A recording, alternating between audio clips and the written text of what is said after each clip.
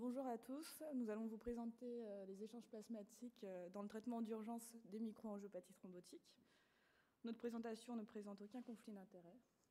Donc tout d'abord, en quoi consiste l'échange plasmatique?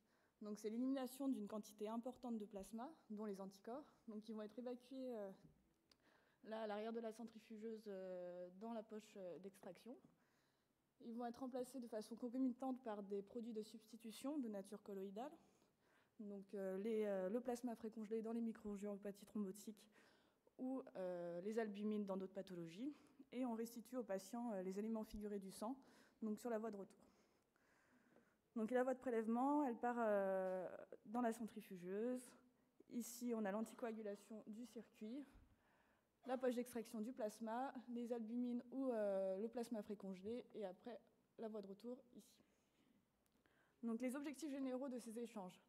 Donc ça va être d'éliminer de très grosses molécules qui sont supérieures à 15 kg Dalton, éliminer les substances toxiques résistantes aux thérapeutiques conventionnelles, dont les immunoglobulines, et diminuer sur une période déterminée la concentration sanguine. La substitution va permettre de remplacer le volume extrait de plasma et donc de restaurer le volume d'origine et la pression oncotique. Pour les microangiopathies thrombotiques, du coup, l'avantage va être d'éliminer l'anticorps anti-ADAMTS13 et d'apporter le facteur de coagulation. Et l'autre avantage, c'est que c'est une composition qui est quasi identique à celle du plasma. Il y a deux manières de réaliser ces échanges plasmatiques. Donc, soit par filtration, ici, à travers une membrane microporeuse. Donc, nous, c'est ce qu'on faisait avant dans notre service. Cependant, on n'a pas le choix de la voie d'abord. Ce sera forcément un abord central, car il faut des débits très, très importants avec ce type de filtre. Ou alors maintenant, ce qu'on réalise dans notre service, donc par centrifugation. Donc le plasma va être séparé grâce à un gradient de densité. Et l'anticoagulation régionale du circuit se fait au cistrate systématiquement. Je vais faire juste un point sur les statistiques dans notre service en réanimation neurologique à Lyon. Donc sur l'année, on a eu 68 patients. 88% des patients étaient en ambulatoire et 12% en hospitalisation, sachant que ces 12% de patients hospitalisés représentent 61% du nombre d'échanges sur l'année, qui est de 470. On traite majoritairement des myasthénies, quelques neuropathies de type polyradiculonévrite chronique et névrite ophtalmique, quelques scléroses en plaques et d'autres maladies liées à la neurologie. Là, sur notre schéma, la microangiopathie thrombotique n'apparaît pas parce qu'on n'en a pas eu en 2018. Mais en général, elle ne représente qu'une patiente par année atteinte de cette pathologie induite par sa grossesse. Donc maintenant, le choix des abords vasculaires. Donc on peut poser soit des voies périphériques. Donc pour la voie de prélèvement, on va poser un cathéter qui est multiperforé, ce qui nous permettra d'avoir des débits assez importants. On posera la voie de retour sur le bras opposé. Ces ponctions elles peuvent se faire à l'aide d'un échographe si besoin, soit par le médecin ou l'infirmier grâce à notre protocole de collaboration. Le second choix, ça va être le Sheldon. Il peut rester en place 3 semaines. Cependant, ça oblige du coup à une hospitalisation. Le risque hémorragique et septique est plus important. Et sinon, la possibilité d'un Sheldon tunnelisé qui lui peut rester en place plus de 3 mois. Et le patient pourra rentrer à domicile et donc l'échange plasmatique pourra être réalisé en ambulatoire. Donc nous, sur l'année, en fait, 90% de nos échanges ont été réalisés sur voie périphérique.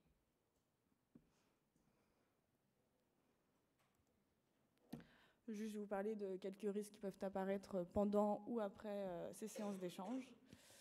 Donc les troubles métaboliques, essentiellement l'hypocalcémie et l'hypomagnésémie, qui est d'autant plus majorée dans les microangiopathies thrombotiques parce qu'on va apporter davantage de citrate. Après d'autres troubles ioniques.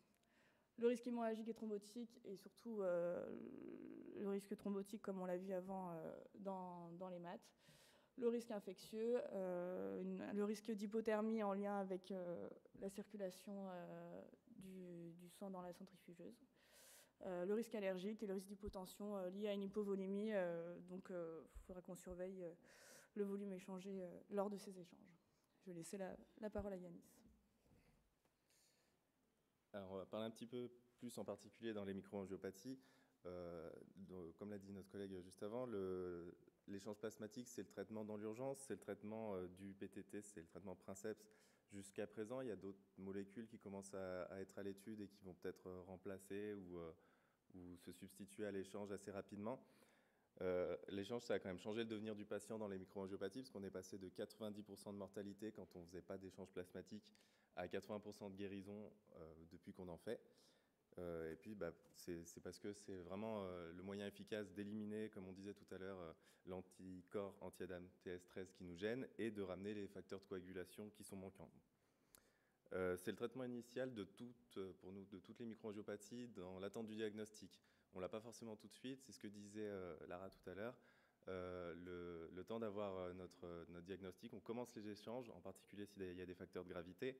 Et ensuite, une fois qu'on a le diagnostic, on passera sur des thérapeutiques alternatives si besoin.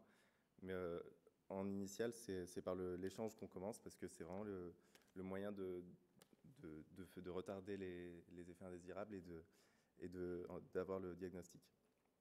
Il faut savoir que tout délai entre la découverte d'une microangiopathie et la mise en place des échanges, ça augmente la mortalité du patient. Donc on essaye de commencer ça en urgence le plus vite possible. Dans notre service, c'est une activité diurne en ambulatoire qui peut se faire normalement programmée, mais on peut le faire dans l'urgence à n'importe qui, à toute heure en fait. Et ça nécessite vraiment une prise en charge multidisciplinaire. On va consulter des internistes, des néphrologues, parce que les lésions d'organes sont multiples et peuvent être irréversibles. Donc il va falloir qu'on consulte d'autres spécialistes que des neurologues ou que des anesthésistes réanimateurs. Dans la microangiopathie, on avait parlé juste avant des échanges aux albumines ou même au sérum Phi s'il faut. Là, on va privilégier les échanges au plasma immédiatement pour ramener les facteurs de coagulation qui nous manquaient. On va échanger à chaque fois 1,5 fois la masse plasmatique, le volume plasmatique, et ce qui représente à peu près 60 ml/kg. Ça fait vite des échanges de plusieurs litres de plasma. On va faire ça quotidiennement, voire pluriquotidiennement en fonction des facteurs de gravité. Et on va faire ça, les échanges quotidiens, jusqu'à ce que les plaquettes soient remontées de manière stable au-dessus de 150 giga par litre et qu'il y ait disparition des souffrances d'organes. Ensuite, on pourra discuter une décroissance progressive qui n'est pas forcément codifiée exactement, mais on fait une décroissance sur quelques semaines avec reprise des échanges si besoin, si jamais le patient se dégrade. Petit cas particulier un peu dans le SHU atypique, dès qu'on a une activité ADAM-TS13 qui est remontée au-dessus de 10%, c'est plus l'échange plasmatique qui sera notre traitement, c'est l'éculizumab qui va vraiment servir à améliorer l'état du patient. Parce qu'il faut savoir que même si on faisait des échanges plasmatiques, dans le SHU atypique, on avait plus de 50% des patients qui restaient en insuffisance rénale terminale ou qui décédaient si on faisait que des échanges et qu'on n'avait pas d'autres thérapeutiques. Donc en pratique, comment ça se passe? On a notre patient et notre centrifugeuse. On a une prescription médicale qui nous dit quel volume on va échanger, quel type d'échange, quel type de produit de substitution. On a le réchauffeur. Voilà. On a le réchauffeur qui va servir, on a un réchauffeur de sang sur le retour patient pour éviter les hypothermies. Les voies d'abord, elles peuvent être décidées à l'avance en fonction du capital veineux des patients ou elles peuvent être vues auprès du patient directement. On privilégie les VVP quand c'est possible. En fonction du capital veineux ou du nombre d'échanges, on va des fois poser un Sheldon. Et puis surtout pendant l'échange, en fait, on surveille notre patient au niveau clinique et au niveau hémodynamique, et on surveille la machine au niveau de l'interface. Donc ça, c'est ce qu'on voit là-haut, là. C'est grâce à un stromboscope, c'est ce qu'on voit dans la centrifugeuse. Schématiquement, en dessous, on voit les hématies qui viennent se plaquer au fond, qui seront aspirées à part. Au-dessus, en jaune, le plasma qui est aspiré et qui est évacué. Et entre les deux, on peut avoir éventuellement une couche leucoplaquettaire qui change pas grand-chose à l'échange. Juste quand elle devient trop épaisse, ça fait une pause dans l'échange parce qu'il faut qu'il y ait un retour des plaquettes au patient. Et nous, ce qu'on va surveiller, donc c'est ce qu'on voit là-haut, et c'est au niveau de la machine, de l'écran, c'est si elle fait bien l'interface. Donc là, la machine voit bien qu'il y a des hématies en bas, une couche leucoplaquettaire au milieu et le plasma là-haut. Si la machine ne voit pas, en fait, n'arrive pas à faire l'interface, au lieu que l'échange soit optimisé pour prélever un maximum de plasma en un minimum de volume de sang échangé, et ben en fait, ça se fait sur algorithme avec des marges de sécurité qui sont plus larges, donc l'échange dure plus longtemps, il y a plus de sang qui passe par la circulation extracorporelle. Et à côté, ce qu'on voit, c'est les pressions de prélèvement et de retour. C'est un peu comme pour une dialyse, on surveille nos perfusions et que nos voies d'abord soient bien perméables, parce que si les pressions déraillent, ça arrête l'échange. En particulier dans la microangiopathie thrombotique, il va falloir, enfin dans les échanges au PFC en fait, il va falloir qu'on ait une gestion bien organisée de la réception des plasmas. Parce qu'on parlait de 60 millilitres kilo, quand on fait un échange à 3 litres, c'est des poches de plasma de 200 millilitres qu'on va recevoir.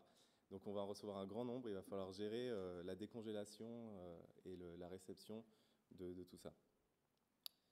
En fin d'échange, on gère nos cathéters, les patients en ambulatoire, on vire tous leurs cathéters et on fait attention au risque thrombotique et hémorragique, on surveille un petit peu, on évite les interventions juste après, les sheldon on les garde encore quelques heures avant de les enlever si jamais il faut les enlever. Généralement nous on les enlève le lendemain.